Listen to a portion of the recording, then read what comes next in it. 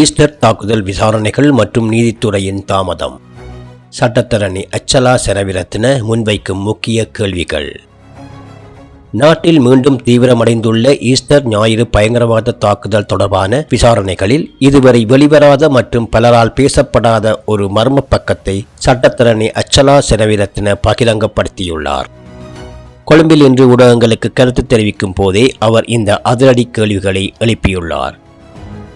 Easter தாக்குதல் குறித்து ஜனாதிபதி ஆணைக்குழுவின் அறிக்கையில் பல்வேறு பரிந்துரைகள் முன்வைக்கப்பட்டுள்ள போதிலும் அதில் சட்டமா அதிபர் திணைக்களத்திற்கு எதிராக விடுக்கப்பட்ட பரிந்துரைகள் இதுவரை எவ்வித நடைமுறைக்கும் வரவில்லை என அச்சலா செனவிரத்ன சுட்டிக்காட்டியுள்ளார்.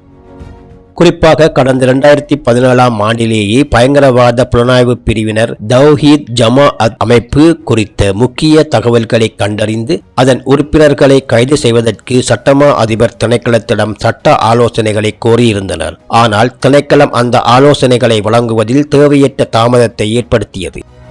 அந்த தருணத்தில் சரியான நேரத்தில் சட்ட ஆலோசனைகள் வழங்கப்பட்டிருந்தால் மாபெரும் மனித பேரவலமான இந்த ஈஸ்டர் தாக்குதலை முழுமையாக தடுத்திருக்க முடியும் என்று அவர் திட்டவட்டமாக தெரிவித்தார்.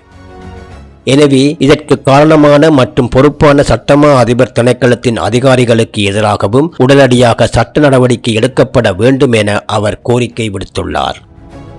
நாட்டின் நீதித்துறையின் சுயாதீனத்தன்மை உறுதி செய்ய வேண்டிய சட்டமா அதிபர் திணைக்களமே ஜனாதிபதி ஆணைக்குழுவின் முன்னிலையில் பொய்யான வாக்குமூலங்களை அளிக்குமாயின் நாட்டின் சட்டத்தின் நிலை என்னாவது என்ற கேள்வியையும் அவர் எழுப்பியுள்ளார்.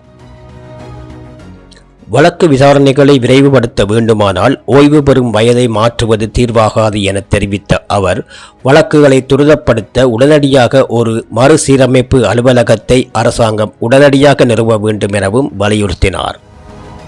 ஈஸ்டர் தாக்குதல் விசாரணைகளின் மறுபக்கத்தை வெளிச்சம் போட்டு காட்டியுள்ள சட்டத்தரணி அச்சலா செனவிரத்னவின் இந்த கருத்துக்கள் நாட்டின் அரசியல் மற்றும் சட்ட வட்டாரங்களில் பெரும் பரபரப்பை ஏற்படுத்தியுள்ளன.